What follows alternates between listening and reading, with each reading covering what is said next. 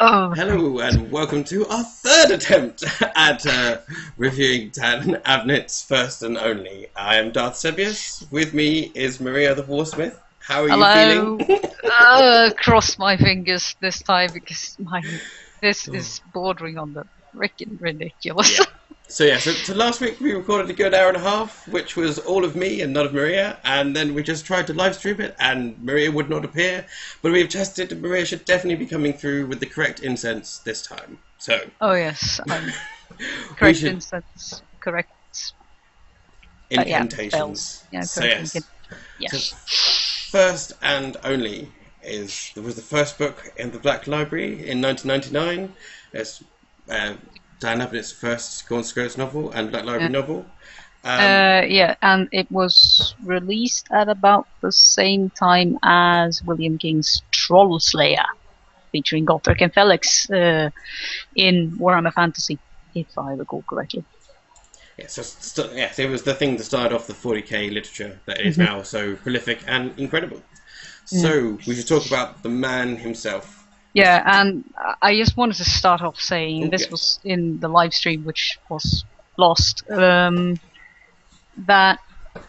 us having these troubles with one review kind of remind me of what happened to Dan Abnett when he wrote the script for Honor Guard, in that he lost the entire script to a hard drive crash. He had no backup, so he had to rewrite the whole thing from scratch. Second version, in his opinion, was much better than the original, and let's see and let's hope that we can succeed in mimicking the man.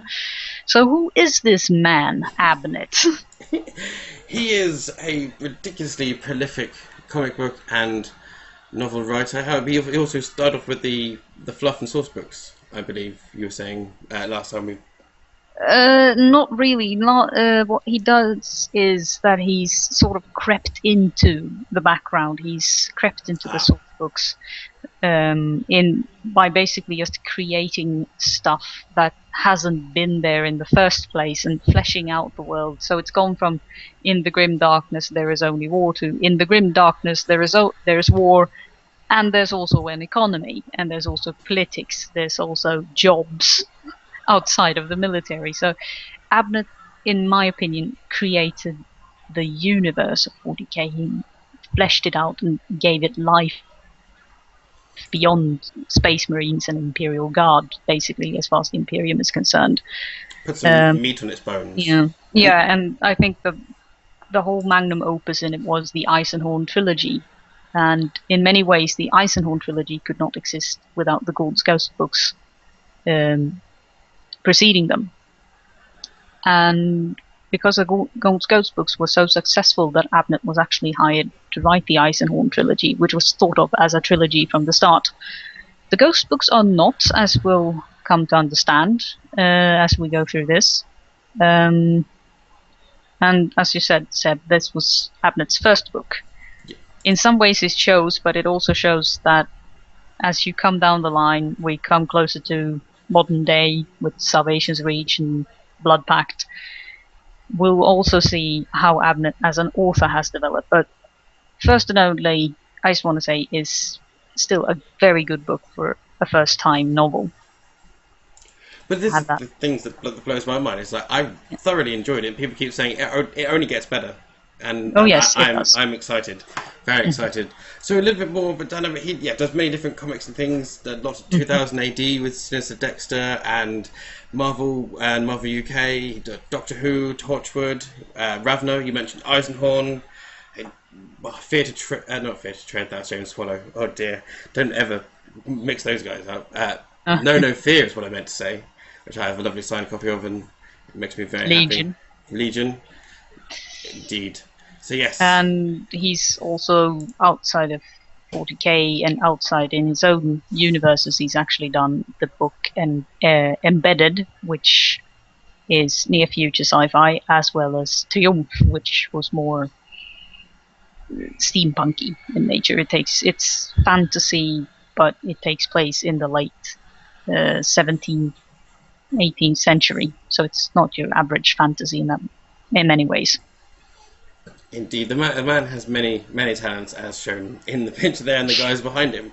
So Gaunt's Ghosts, where we're looking at the Subic Crusades. We will look into the Subic Crusades a bit more in future as it pertains to it more. But essentially, Chaos took a whole bunch of worlds and we wanted to take them back. We being the Imperium. Yeah, they launched a crusade, and by the time First and Only starts, this crusade has been going on for roughly a decade. And the Imperium has recently won a large victory at a planet named Ballhort, but it was also where the former War Master, Slado, was killed. And his successor is a young and upcoming but brilliant strategist named Makarov. And the whole background of First and Only is basically that Makarov being elected the new War Master ruffled feathers. And that's sort of where we start off. Let's say that's what we need to know as far as background's concerned, because the Sabbath worlds don't really enter into the books until like number 4. Okay, so I'll throw up they got the covers there, and obviously the important difference moving from the ampersand to the actual and.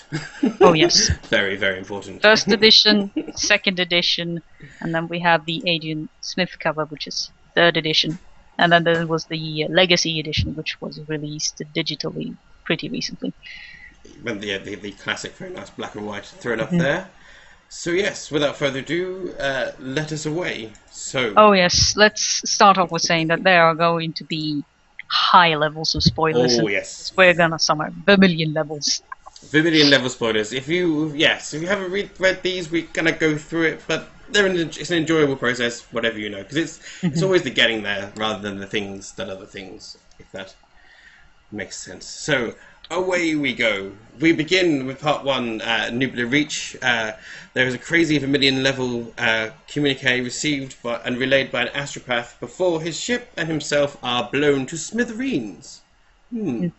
Important stuff being communicated. We jump back to Darandara 20 years before. Gaunt as a cadet leads the Hurricanes for the first time, takes over Rebel Palace, and they capture a prisoner who says a prophecy to him, which I will now read to you in my crazy witch voice. There will be 7 stones of power. Cut them and you will be free. Do not kill them, but first you must find your ghosts. So yes, that obviously becomes very much more important further on in the book. And we begin with part 2, actually beginning the story proper.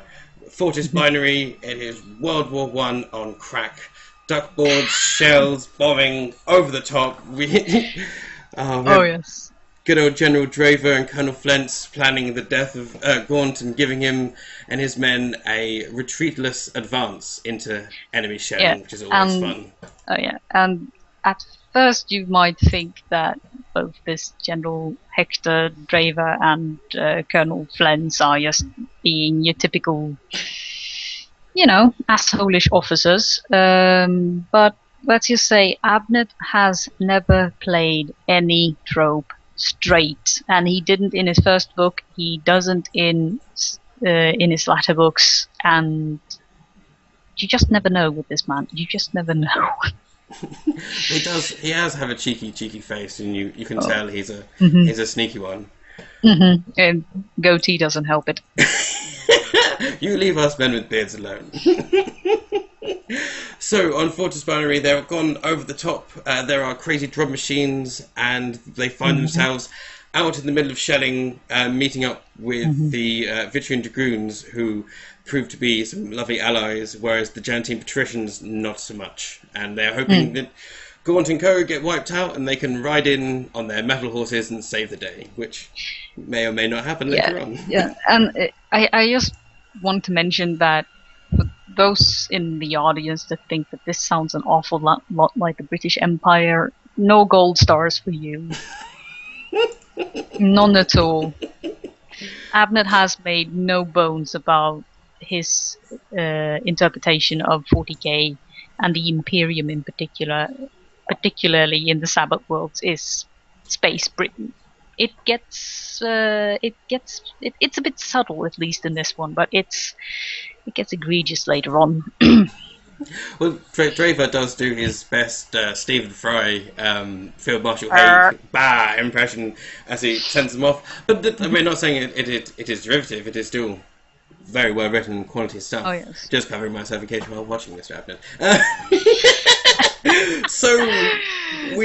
But that's the point of a review, is to actually point out weaknesses. You're not supposed to just. Of course. Well, we will get to them when we get to them. So now we jump back to a memory to Gelatus DCS 18 years ago, where Octa dies and makes a Gaunt Commissar. That's obviously a big moment. Commissar General Delane Octa being the master of Gaunt, in a sense. Gaunt apprenticed as a commissar under him, and in many ways it's just hinted at in this book, but it becomes more of an issue later on that Octa actually served as the father figure in Gaunt's life, and Gaunt took Octa's death pretty hard. But it's just a little fragment at this point, but it'll grow. It'll grow. So there's the thing, Octa wasn't your standard commissar, and Gaunt isn't your standard commissar either. No. So this plays out. Oh yes, this plays into a lot of things. But we come into part 3, and we're back on Fortis Binary, present day. Indeed we are. And the beat of the drum machines are going to a penny with these very odd, arrhythmic, horrific sounds, which culminate together in one huge pop, blowing some guy's head off. And I just love that.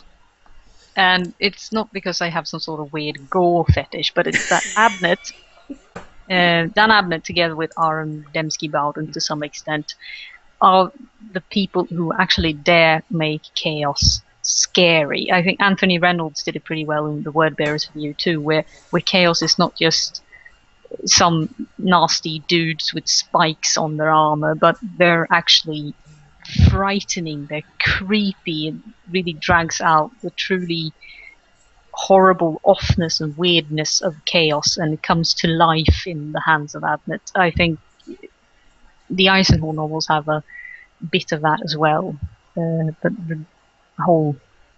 I can't describe it, it's just this... It's the wrongness, isn't it? It's a creepy... Yeah, it's a sort of wrongness, it's a sort of cosmic horror, it's on par with Cthulhu. There's a lot of Cthulhu in it. Definitely. Especially when demons show up with all their eyeballs and crazy things. But this is really important, and we've talked about this many times. Like, Chaos Space Marines aren't just space Nazis. Chaos Space Marines aren't just the Hammer horror, like Frankenstein and Frankenstein's monster, of course, and Dracula. Like, there is this complete wrongness to them, and that comes through wonderfully with the drums and heads exploding.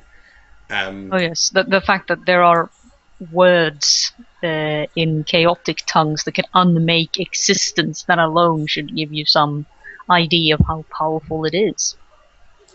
And we now have arrhythmic drums that hit, and I mean, we've all heard brown notes, and then there's apparently these chords which makes unchords that makes people's head explode, and that's okay. That's just wrong, but it's the right kind of wrong. It's exactly, and it's so wrong that it has old poor Corback a little bit spooked. And when he's finding these fanes and drum machines, he is desperate to blow them up. And in so much as his gusto, the shard hits poor Drail, bless him. And after a short while, he's not so well, and boom! Into a huge demonic monstrosity, which is always fun. Yeah, and Abnett managed to sort of parallel himself with a precedent some 8 years later. When he wrote Horus Rising, in which I'm not going to spoil too much, but pretty much the exact same thing happens in Horus Rising. I think that's kind of cool. We've had this one happen before. It's just that it takes place 10,000 years later. Okay. It's hilarious. 10,000 years, things were allowed to repeat. Oh yes. Different cycles. So yes, the bombardment is still going. Poor Catherine has got himself lost and finds himself in a lovely huge bomb hole with one of the Vitrian Dragoons, who is checking his art of war and not letting him see, because no one who's not a Vitrian can see that. And this is when first Catherine tells the story of Tanith and why they are the first Noni and why they are the ghosts. And that is, again, Vermillion level spoilers here. Essentially, on the day of founding, they were all ready, yay, happy times, and because Makaroth had been pursuing the Sabbath Crusade quite so, with so much gusto, he allowed a break, and a splinter group of Chaos Space Marine ships managed to break through a boundary and turn up at Tanith and want to congratulate them on their founding of a new regiment, and by doing that, they blow up the entire planet. Actually, they burn the planet to the ground. I always find it hard. Like, how do you blow up a planet? The one way I can think of is that if you lower one of the massive battleships of Warhammer 40K, I mean, they're like 10 kilometers long, you lower one of those into the upper atmosphere, you're going to have the entire atmosphere vaporize because of friction and heat build up, and that could probably do it. Yeah, well, yeah. So maybe it's not a full explodey Night Haunter exterminator situation, but everybody is dead. Essentially, everybody's dead, Dave. Yes, everybody is dead, Dave, for the final time. And other than the few thousand or so that Gaunt managed to get onto the troop carriages, setting up the eternal love-hate, hate-hate, love-love relationship that exists between Gaunt and the ghosts. Well, there are the ghosts that love him, there are the ghosts that love him and hate him, and there are the ghosts that just pure hate him, because they obviously thought that burning alive would be a much better thing to do than fighting the Emperor. At least they die fighting for their families! You can't fight giant death rays and bombs from space with a las cannon. I'll take one of them with me down when I die. I promise I will. So yes, we get the Tanith and Scots. Indeed. Well, Tanith are the sort of the essentially Celtic, a good mix of Scottish and Welsh names and styles. But yes, scales and picts and everything. And the blue tattoos and the old Tanith pipes, which are certainly very reminiscent of bagpipes. Yeah. But back at the whole complex, the ammo dump that they discovered. Yep. So back there, they take the maglev, which they've used the armor to knock off, and take all the ammunitions and basically essentially blow up the Shriven lines, sneaky through the maglev as they do. Yeah. And they also kill 2 Iron Warriors Chaos Space Marines, which makes me sad. But this is another one of the wonderful things. The Imperial Guard not just wetting their britches and running away. When you've got a rocket launcher, Chaos Space Marines can go down. Oh yes, of course they can. Most things go down when you aim a rocket launcher at them. Even if you have good old Bragg firing it. Oh yes, even if it's a Bragg. Try again, Bragg. So, the ghosts manage to save the day on Fortis Binary, and that upsets Flint's even more because he didn't get to save the day. And we jump to a memory of Ignatius Cardinal, 29 years ago, which is Gaunt's Schola, his schooling, where he meets good old Blenna, who we'll see a little bit later. He's a very naughty rapscallion, and this is when Gaunt finds out that his father is dead. He is dead, passed away peacefully in his jeep. Oh no, it's actually classified. Not allowed to know. So already we're wondering what's going on with Gaunt's father, and why can't we know? And at this point I will hand over to Maria as we move to Pyrites. Yes. The Tanith first are after Fortis Binary, which was kind of a drudge. It's not entirely made clear, but Fortis Binary has been a deadlock, and the Tanith basically managed to break that deadlock through a lucky break. Something that probably only served to make Drake of Lens even more hat-chewy. He's gonna eat his hat in pure frustration. But so they're enjoying some nice R&R on the planet of Pyrites, in the city of Crusher City.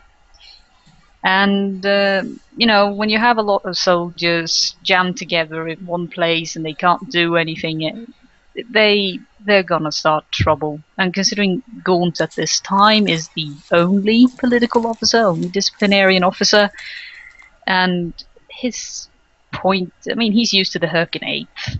And the Hyrkin, they were a well-behaved bunch. So he's basically told his ghost that don't go into the cold zones. And they're like, I'm bored, let's go into the cold zones.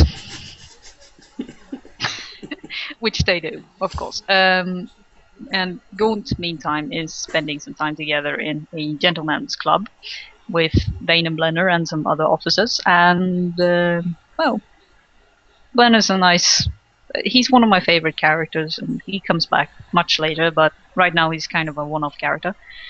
Actually, what Gaunt's doing is he's received a message from an old friend called Ferraid, who happens to be an agent in the Imperial Intelligence Agency. Secret Service, technically. And they go out into the city to try to meet up with this Ferraid. So Gaunt goes to meet him, and Blenner just kind of tags along and says that you need a bodyguard. Also, I'm bored. And in the cold zones, Colm Corbeck, Major Rawn and Vega are, you know, up to no good because they're the two badasses in the Tanith are a regiment's worth of badasses, but these are bad asses. These guys fall into the hate category. Oh yes, they only have one emotion reserved for Gaunt, and that is hate. Yeah. Well, I mean, Rawn hates Gaunt to the point where he's willing to save Gaunt's life so that he himself will be able to kill Gaunt once the day is ready. Oh, that's for next time. Oh, but yeah, you'll see. But what Rawn and Feig are trying to do is they're trying to rip off a local gangster. It doesn't work, and they end up in a firefight, and they're soon joined by Colm Corbeck, the colonel. And they make their way to a abandoned warehouse where they make a last stand, and it's pretty epic because I mean, ghosts in a darkened warehouse using only laser guns and their knives. They take out like 20 of them. In the meantime, Gaunt meets up with this Ferraid character, who actually tries to meet up with him, but he doesn't meet Ferraid, he meets somebody else from Navy intelligence, and this man says there's a power struggle going on within Imperial command, and he hands Gaunt a data crystal, and then gets promptly killed because lol trap. It's an ambush. Gaunt and Blenner make it out. Gaunt went into the building on his own, and Blenner came and saved his bacon. So they get out, they run to the car that was waiting, and Bryn Milo, who's driving the youngest ghost, he's like 16, 17 years old, he's not really a soldier, punches the engine, and they drive as fast as they can away from the ambushes. And as they're trying to get back into the city, they are blockaded off by the Jantine Patricians in a roadblock. It's like, yeah, the Jantine Patricians. Now it's personal. They're gonna mess Gaunt up, all right? And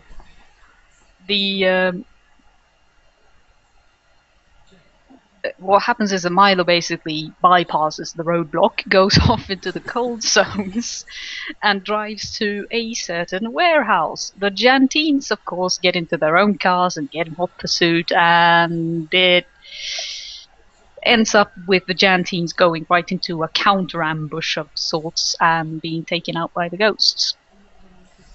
This is the first moment of Ghost properly being epic, because we just had Gaunt, because like, you don't appreciate until you read the first bit where he's being attacked with the crystal, how epic Gaunt is on his own, a one-man team. Oh.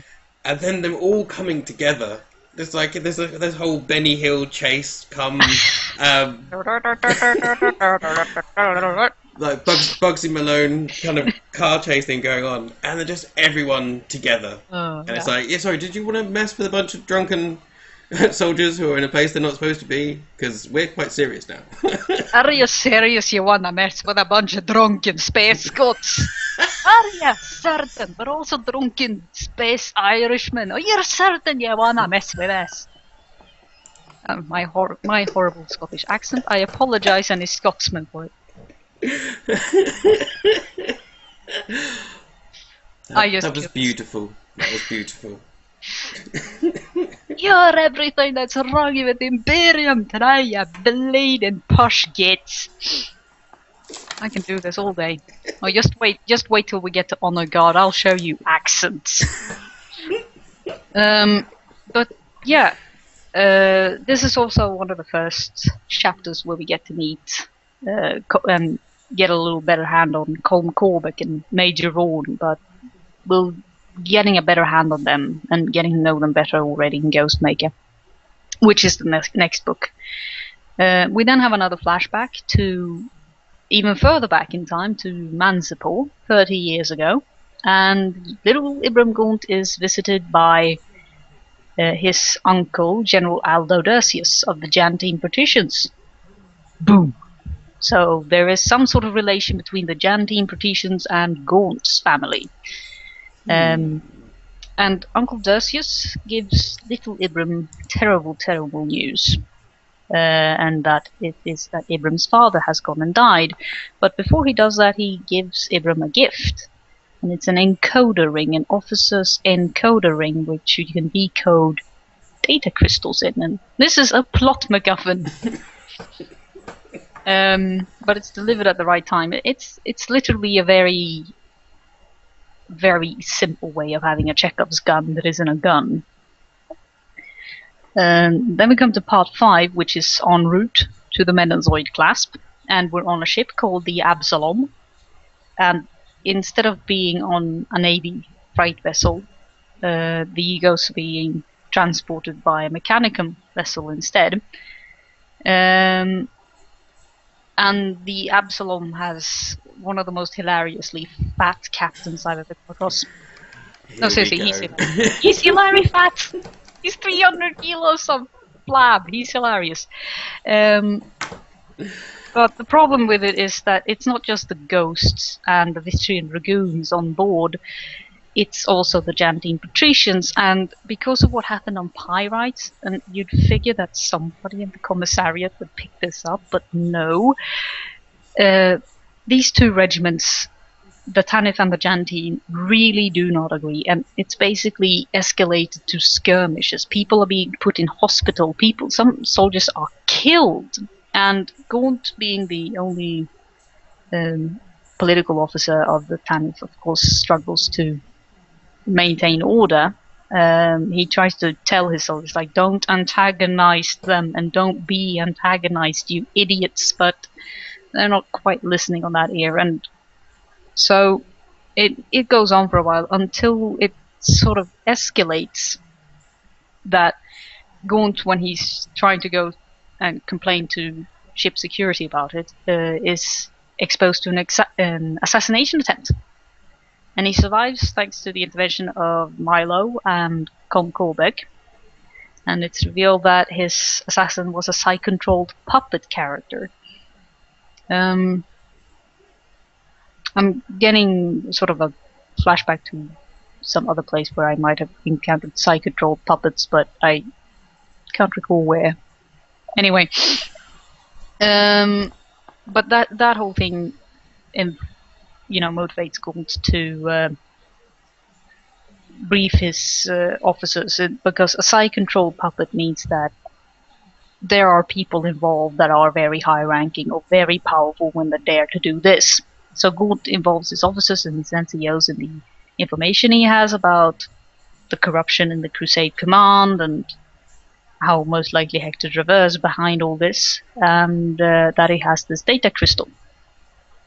And Gaunt has tried to, of course, get this data crystal open with the encoder ring that he had. The problem is that his codes are 30 years too old, so he needs to update these. And it's during this that there's sort of an Gaunt goes to the captain to basically make a distraction, to have a distraction of this whole of the captain, so that the other members can go and update the codes for his encryption crystal, so they can finally read what's in it. But on the other part of the vessel, Colonel Flens of the Jantine Patricians, and he's brought before a Inquisitor Gaulish Haldane. And it turns out the Gaulish Haldane is the man who made the Psy puppet. And he has his own plans, his own reasons to want to make Draver control, War Master of the Crusade. Can we talk a little about Haldane? Bad horse Haldane. I wonder if we can put a picture of him somewhere if we have. Oh, but I know it was art of him once, but this is a man who has medically had his face changed to look like a scary, scary horse, which is... You're dealing with a serious chap when when you decide, what I need to do is make myself look like a scary horse. That'll help me get the heretics. The fear of the Emperor. Indeed. What an interesting chap he is. Sorry, I just needed to talk about Bad Horse because he makes me so happy. I don't know what has to be wrong with you to want to change your face to that of a horse, but there you go. But Haldane obviously freaks Draker Flens out, who wouldn't be freaked out. But he manages to win Flens over by saying that, and if we're successful,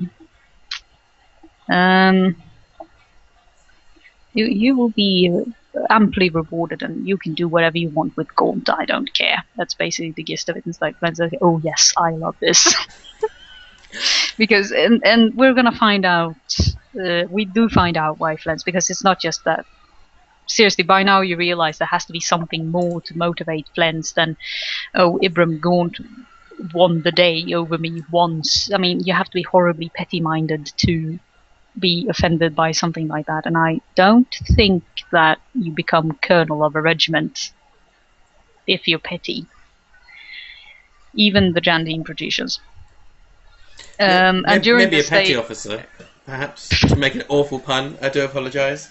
Yes, but you don't find them in the army. Yes, I know. Okay, I also wanted to make one other quick point before you move over the persuasion that Haldane has. There's a wonderful, creepy, horrible moment where he touches the blunt mind and makes him feel the entire universe and the warp and every atom of everything, which is definitely a good way to freak someone out. If you haven't got the brain. This is what I see every day. Boop. And but during all this, though, as part of the scheme, the Patricians also try to, being the operative word, kidnap Major Rawn. He's quickly, saved by the ghosts. And when they bring Rawn back, Rawn just decides, you know what, Haldane, I don't like you. Blam. Haldane survives. Looking even more beautiful than ever. Oh yes, incredibly beautiful, fabulous horse. We then take another memory, 16 years earlier on KED 1173, and now it's young Commissar Gaunt intercepts a unit of Jandine Patricians, led by his uncle, General Aldo Dersius, and Gaunt confronts him after some pleasantries, and because Dersius is like, oh, Ibram, or boy, how are you? It's my favourite nephew. And Gaunt's like, Uncle, I know what you did to Father, and we have perhaps one of the most silly and simultaneously most awesome things in 40k, chainsaw duel. Yay! Yay! Because I have a hard time thinking like a chainsaw must weigh like a good 4 or 5 kilos. It's like broadsword duel, but with chainsaws. It's I mean, when you take a chainsaw on its face value, it's both It's about as stupid as the gunblade in Final Fantasy VIII, but it's much more awesome because it's a chainsaw. That is spoken like someone who couldn't time their R2 pressing. No, but seriously, I kind of agree with Spoonie, Noah Antweiler, who slagged off the gunblade too, because it's like, this is not a weapon that could work in any setting. Could it work? It's like, it defies physics. And chainswords are a little bit like that too, but the difference is that chainswords are awesome. I mean, everything about 40k is turned up to 11, so why not have the swords be ridiculous too? I mean, we have chainsaw buster swords in the eviscerators. How awesome is that? Yep. We put a chain on anything, axe, lance, anything. We could just put a chain on it and make it even more badass. There are chain shields now. I shit you not, they exist in the Famon. I think actually there is one in the Deathwatch game. But back to the story, we have this chainsaw sword who Gaunt gets his stomach cut open, and then he riposts and jams his sword. You're not supposed to stab with chainswords, but Gaunt does, and he stabs it right through the chest of Uncle Dersius, and it's like blood everywhere, and Gaunt passes out, and just before he does it, he's like, "You're avenged, father." It was epic. So that with that, shall we say, plot thread sort of closed off, we move to the surface of Menazoid Epsilon, and Gaunt now knows what Dravir and Haldane are after, thanks to having been able to read the data crystal. And he's after something that is incredibly important in 140k, namely a standard template construct, an STC. And what these STCs do is that, I mean, most listeners know 40k, but STCs, they can produce tanks, data slates, knives, las guns, you name it. They pretty much everything that's in like multitudinous use, or whatever you call it, which are in everyday use in Imperium, are STCs. Every single Lehman Russ variant is an STC, so that's why they look the same in the entire Imperium. So finding one is also a very, very rare occurrence. So when you do, you scramble for it. Everything else is secondary, and if you can control an STC, apart from pissing off the Adeptus Mechanicus to no end, you will also have a lot of power and a lot of money. And for some reason, which is revealed later on, this particular STC is sought after by Haldane and Dravir. And those two, of course, have a plan. They have a cunning plan, and that is to basically crush Gaunt before they know Gaunt knows what they're after, so they want to kill him. And they plan to have the Tanith Ghost, which are light infantry, jammed in between the Jantine Patricians, which are basically dragoons, just like the Vitrians, and smashed in between the Jantines and the Chaos troops on the planet, so that they get crushed. The Jantine are just going to advance straight through the ghosts and have a little accidents with the ghosts. Just a little accident. 2,000 people who know. Who would even remember? A few thousand. I mean, it's just Bobby R. Who cares? It's like 60,000. That's just a statistic. But that's 40k for you. It's like 60,000 dead in an aimed massacre. It's like statistics. That is grim darkness for you. Come back to me when you've burnt a system, kind of thing. We're talking. Like, oh yeah, come back when you've exterminated a planet. Something that Eisenhorn basically tells the reader in the beginning of Xenos. But during all this, it's revealed Theraid joins Gaunt, as they are trying. They assemble a strike team to go and explore this STC. And Feray joins Gaunt, and he's like, "Oh, I'm surprised you're here finally, Feray." And it's like, and with Feray's help, they locate the STC in an underground complex, and they find out that it produces so-called Iron Men. And the thing about Iron Men is that this is a little piece of Warhammer 40K lore that's technically forgotten. But at some point in the Dark Age of Technology, or prior to the Dark Age of Technology, humanity was able to mass produce robots, pretty well made, good, self-aware robots. And the problem was that they were so self-aware and so well-thinking thingies that they, well, you had the robot uprising. The Cylon Geth. Cylon Geth, the March of the Cybermen, whatever. Proto-Necrons, I call them. But, of course, having an army of mechanoids, and the thing is, AIs, which these are highly illegal, according to the Mechanicus.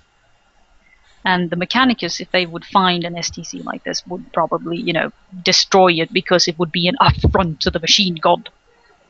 Because AIs are illegal because of the Dark Age of Technology and the war with the Iron Men, so duh.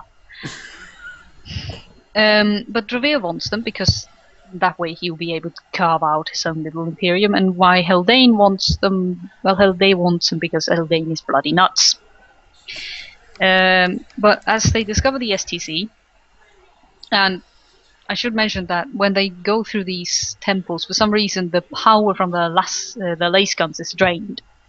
So they're left like the only weapons that work are like manual weapons and gunpowder weapons. And when they come to the STC, Feray is revealed to be one of Haldane's psychic puppets. And and Haldane, and Haldane was only wounded. So, and what Haldane Feray thing does is it walks over to the STC and it pulls a lever and it starts producing. It starts up and it's gonna start producing Iron Men. And he thinks that these people, they're going to be wiped out soon enough because we've got a force of Jantine Protetians that's coming and they're going to kill you all. And of course he's going to bring the Iron Man that's going to plop out of the machine under his control. Things just go a bit awry when Ron aims this kind of alien gun that he's picked up, points it at Feray's face and blows it off. It's like, boom! Dead, motherfucker. You did not count on my boomstick. Horrific glass, metal, explodey, chaos, nasty barb thing to the face. Oh yeah, because I mean, it uses gunpowder. It doesn't use electrical energy. So it's not drained of any energy, so it just goes boom in his face. The problem is that when the mind of Feray vaporized, the psychic backlash to Haldane, because Haldane had forced so much power into this puppet, basically replacing the soul,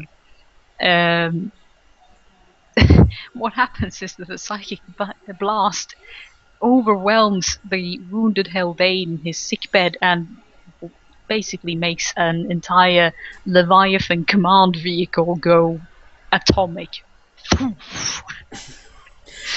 It's like, that's like, it's literally one of those like butterfly wings and hurricanes.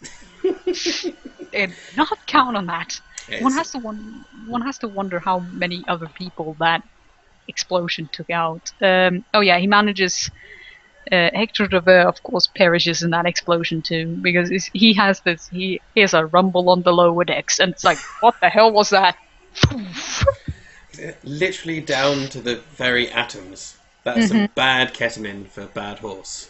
Oh yes.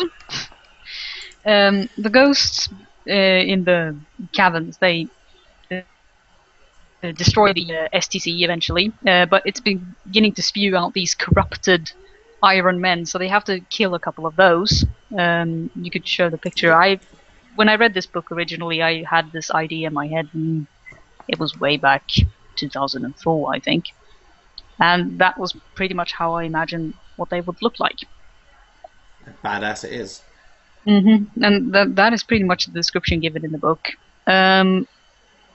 So they destroy that, they fight through the Jantine patricians, they defeat them wholesale. I mean, they just smash them because they're traitors. And they manage to finally locate... Gaunt finally encounters Drake Flens, and it's in this final confrontation that Flens reveals that his name is actually Drake Dersius. He was the disgraced son of Aldo Dersius, and that is why he has this insane hate of Ibram Gaunt. And because he was stripped of everything upon the death of his father, it's like I have to fight my way from like trooper level up to colonel. It's like my birthright to be an officer. And this is what I mean with the whole British Empire in space thing about having certain people being speed-lined into officer status. But yeah, Gaunt defeats him in a manner not that different from what happened to his father. And the ghosts are victorious, and we end on a memory of Darandara, and Gaunt is back with the witch and finally meets her and hears her prophecy, and there are other words spoken this time. Indeed, and that was first and only. Just before we move on, I just wanted to touch on a couple of points on Mensward Absalom.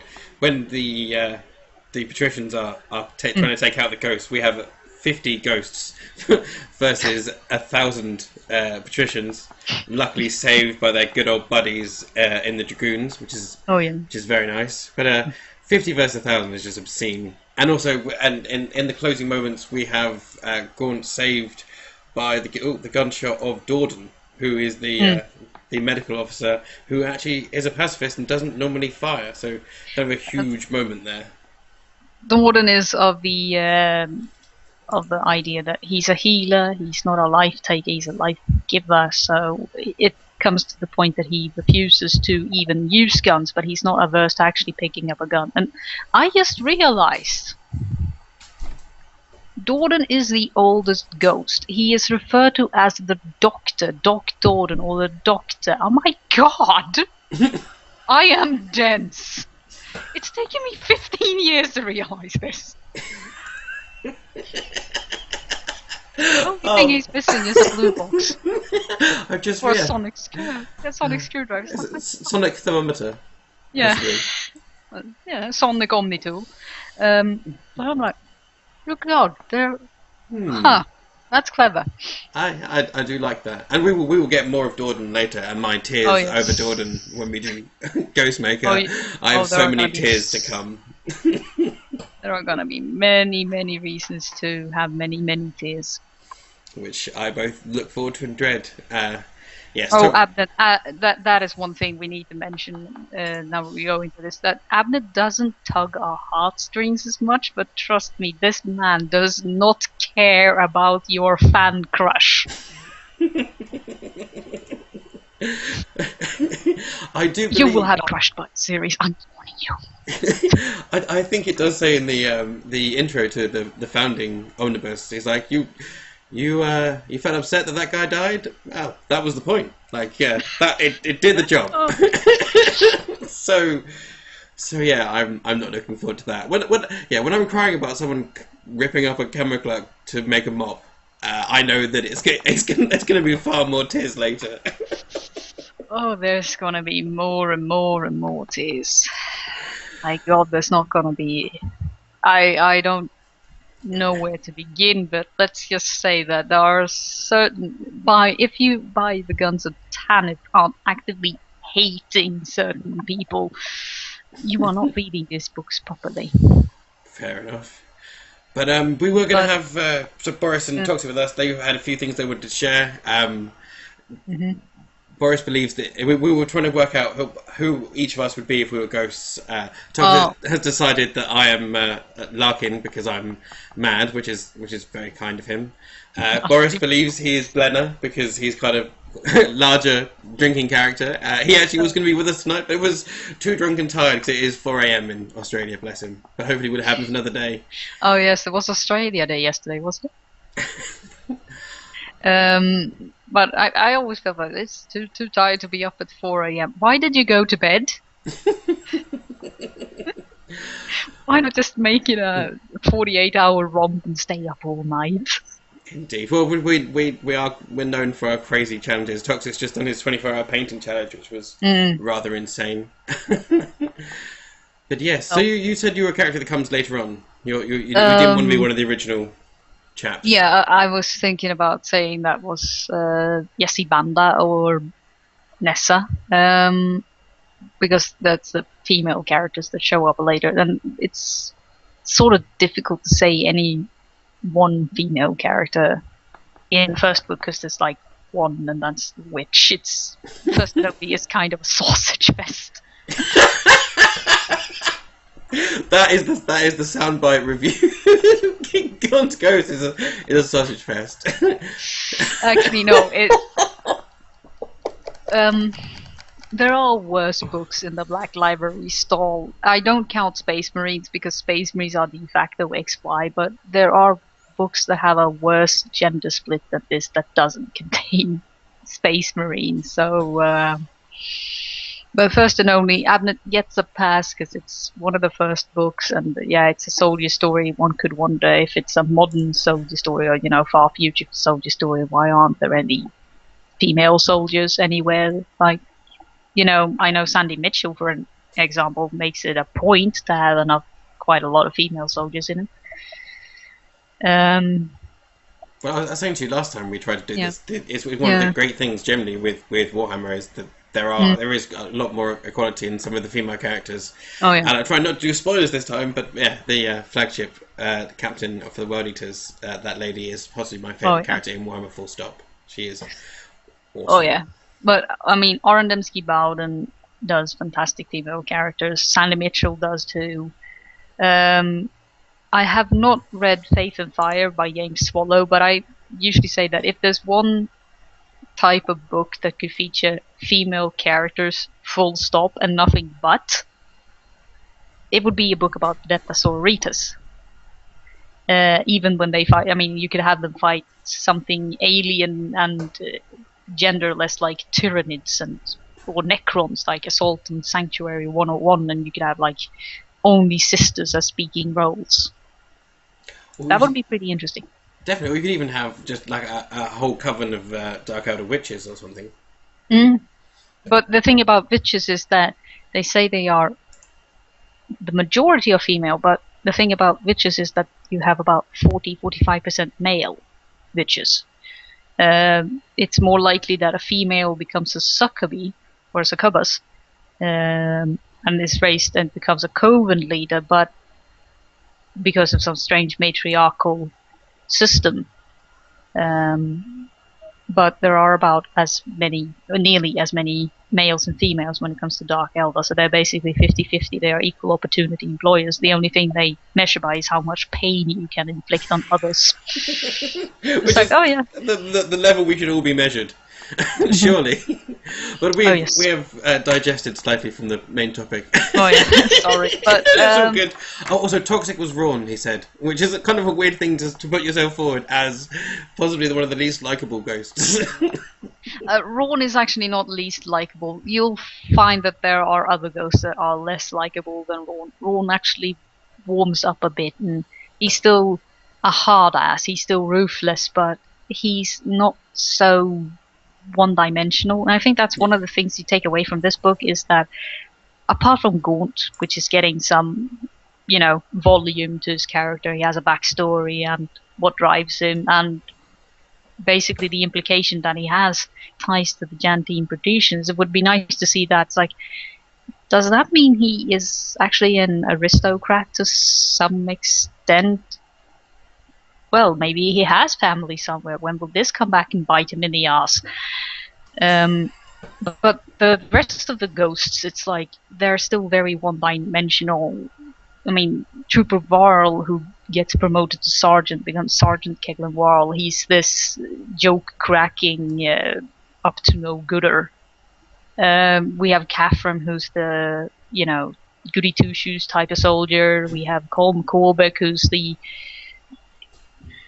I don't know, he's Brian Blessed.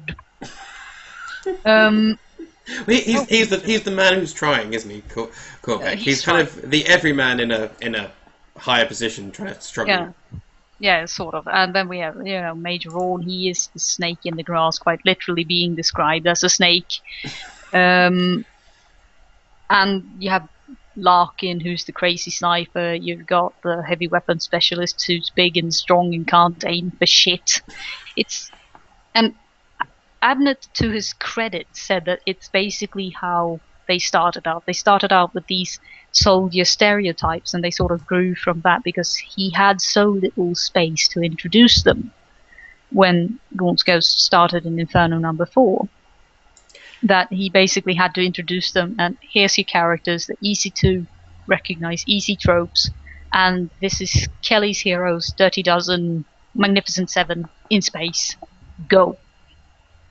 And it works. It does. This is a fantastic book. It's the beginning. Obviously, there is the is it Vermillion level? There's this short story that it originally was, which became this book, and then there are the short stories that came before and after in Ghostmaker, which we will get to next time. And that, I think, the thing is, here are the ghosts. Here's the situation. Here's first and only. Go. Yeah. And then we go to Ghostmaker, and then now you can sit down and have a pint with the boys and actually get to know their character, and things really come out. And I really look forward to doing Ghostmaker. Maybe we can even do that one time. Yeah, we won't have to do this several times over. We'll see when we do that. You'll have to notify me on it. Yes, we'll do it the next couple of weeks. So but to summarize, first and only, it's a good book. For first time novel. It has its ups and downs. Abnett, of course, throws us curveballs with people's motivations beyond, and it's sort of that which makes Haldane and Revere feel a little bit weak as villains. They serve the purpose, but it's like they're after power, and then what? You don't think the Imperium would have problems with them? Are they basically so power hungry they're gonna ruin an entire crusade and basically make the entire Sabbath Worlds crusade fold on itself, because that's the consequences of their actions. But they made for good villains. And anything with a horse face is good. Yeah, anything with a horse face. And Abnett shows it already in his first book here how good he is at portraying chaos for the creepy shit it actually is. His chaos environment, his effects of the nature of chaos, as well as we'll later see, people steeped and grown up in the nature of chaos are just so deliciously amoral and off. I just love it. I love when authors do chaos genuinely creepy, and Abnett is one of those that does it the best.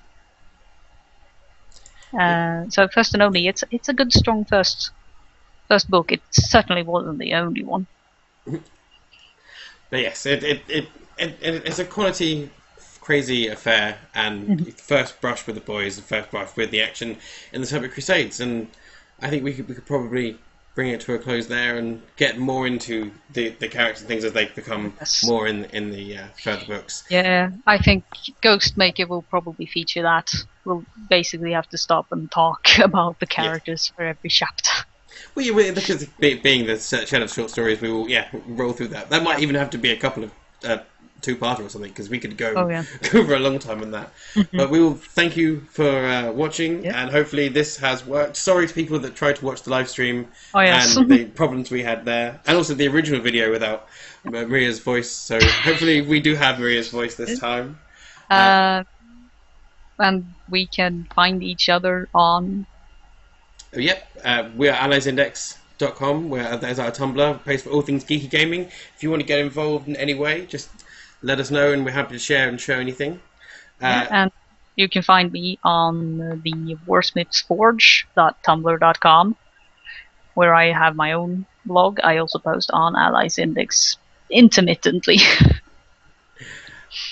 I also have darthsebious.com, which is my own personal and all geekery blog, which and as well as posting on Allies Index, which I pretty much do both somewhat constantly. So